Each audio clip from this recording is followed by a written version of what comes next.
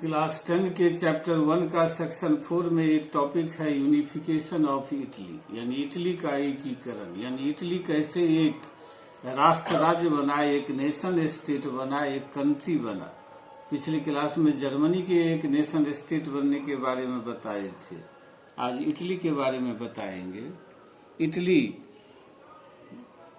प्राचीन काल से ही अनेक टुकड़ों में बटा हुआ था।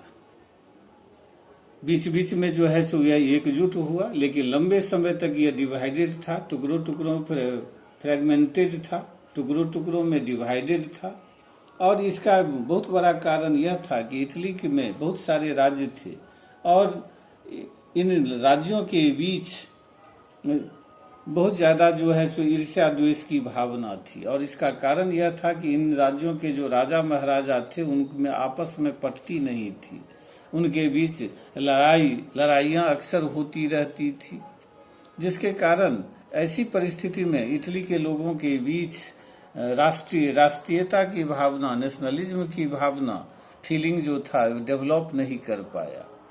19th सेंचुरी में इटली 7 मेन स्टेट्स में डिवाइडेड था। इनमें सार्डिनिया पीडमोंट एकमात्र ऐसा राज्य था जिस राज्य के रूलर इटालियन ओरिजिन के थे और बाकी जो 6 स्टेट थे उसके रूलर फॉरेन ओरिजिन के थे। इसके नॉर्थ पार्ट जो था उस पर ऑस्ट्रिया हंगेरियन एम्पायर का जो कंट्रोल था। इसके सेंट्रल पार्ट जो था उस पर पोप का जो है सो कंट्रोल था, पोप। और इसके साउदर्न जो पार्ट था उस पर स्पेन के बॉबर्न डायनेस्टी का रूल था। इटली को एक नेशन स्टेट बनाने में 4 लोगों का बहुत बड़ा योगदान है। इसमें गुइसेप्पे मेजनी, गुइसेप्पे गेरिबाल्डी, काउंट काबूर और सार्डिनिया पीडमोंट के रूलर विक्टर इमैनुएल II। ये 4 लोगों का बहुत बड़ा योगदान है। गुइसेप्पे मेजनी ने सबसे पहले इटली को एक नेशन स्टेट बनाने की कल्पना की। यह इटली को एक नेशन स्टेट बनाने का विचार जो था इसका ब्रेन चाइल्ड था। इस उद्देश्य को प्राप्त करने के लिए उसने जो है सो एक सीक्रेट सोसाइटी की स्थापना की जिसका नाम यंग इटली था। इस यंग इटली के माध्यम से वह जो है सो इटली को एक नेशन स्टेट बनाने के अपने लक्ष्य को आगे बढ़ाया। यंग इटली के माध्यम से इटली के 7 स्टेट्स के यंग लोगों को उसने नेशनलिज्म का और रिवॉल्यूशन का ट्रेनिंग देना शुरू किया। उसके इस काम में गुइसेप्पे गेरिबाल्डी ने भी उसकी काफी मदद की थी। 1831-1841 में जो है मेजनी ने रिवॉल्यूशन लाने की कोशिश की, लेकिन यह उसमें सफलता नहीं मिली। उसके बाद सार्डिनिया पीडमोंट के रूलर विक्टर इमैनुएल II ने इटली को एक नेशन स्टेट बनाने का काम उसी प्रकार अपने हाथ में ले लिया जिस तरह कैजर विलियम फर्स्ट ने प्रसा के नेतृत्व में जर्मनी को एक नेशन स्टेट बनाने का काम अपने हाथ में लिया था। दूसरा जो व्यक्ति था जिसका बहुत बड़ा योगदान इटली को नेशन स्टेट बनाने में था वह था इटली का प्राइम मिनिस्टर काउंट काबूर।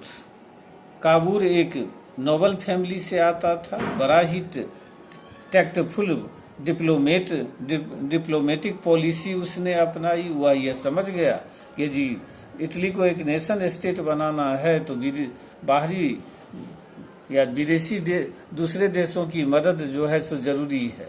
इसके लिए उसने जो बड़ी चतुराईपूर्ण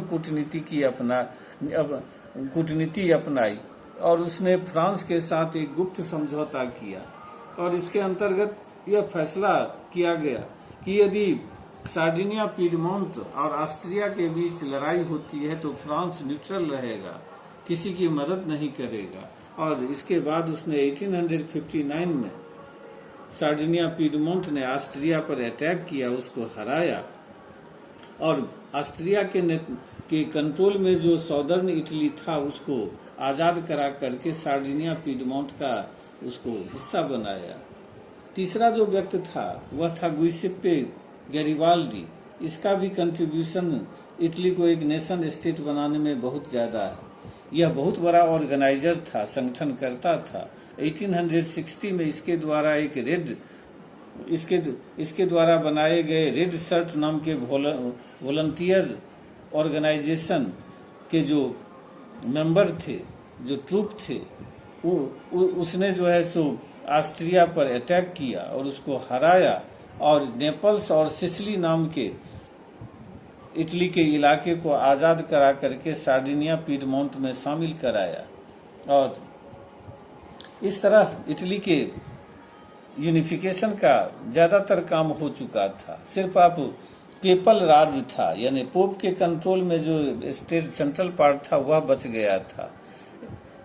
यह विक्टर इमैनुअल सेकेंड ने यह काम किया जब उसने जो है सो सेंट्रल पार्ट पर जो है सो अटैक किया, और अटैक करने के बाद उसने पोप के नियंत्रण में वेनेशिया और रोम के जो इलाके थे उस पर कंट्रोल स्थापित किया 1871 में, और इस प्रकार इटली को जो है सो एक नेशन स्टेट बनाने का काम को पूरा किया।